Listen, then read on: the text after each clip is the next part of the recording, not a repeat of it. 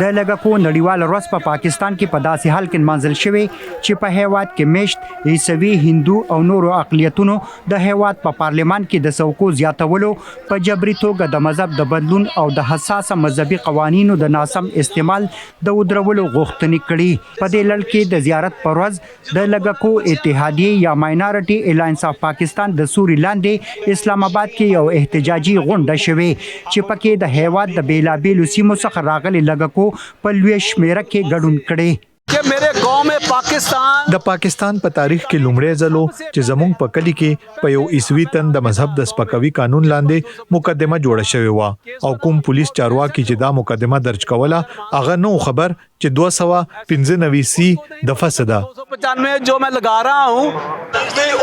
د نړیوالو مذهبي آزادو په اړه د امریکایي کمیشن د کال 2022 په ریپورت کې ویلي شوی چې د پاکستان د نن کال 2021 کې د مذهبي آزادو ګراف نور هم لاندې راغلي.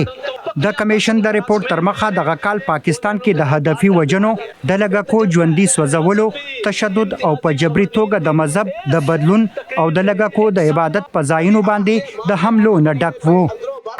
زموږ اقلیتي ښځو کې د تعلیم کچه کمه ده او چې کمی ښځې تعلیم نه لري نو بیا مجبوره وي چې د خلکو په کورونو کې کار وکړي او داسې د تعلیم د نشټوالي له کبله د کار په مهال د جنسي تیرو سره مخامخ کیږي.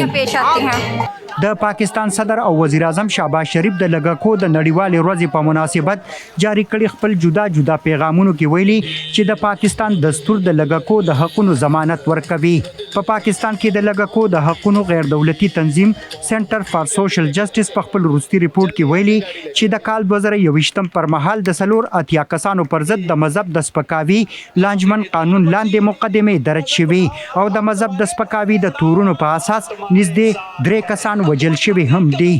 ماینارټي د سره همغه قبلونه چې دا ماینارټي دي د ملک خلک دي د ملک پورا احترام د جنار تعلیمات متعلق دي کې ماینارټي نشته خو نن دي د یو سوچ لاندې بل سوچ لاندې ماینارټي شکل ته راخلی شو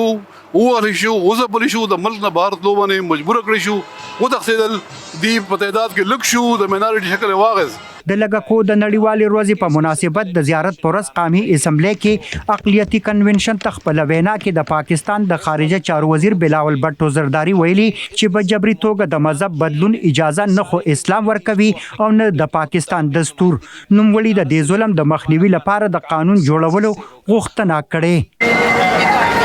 د همکار وقار احمد سره ارشد حسین وایس اف امریکا ډیوا اسلام آباد.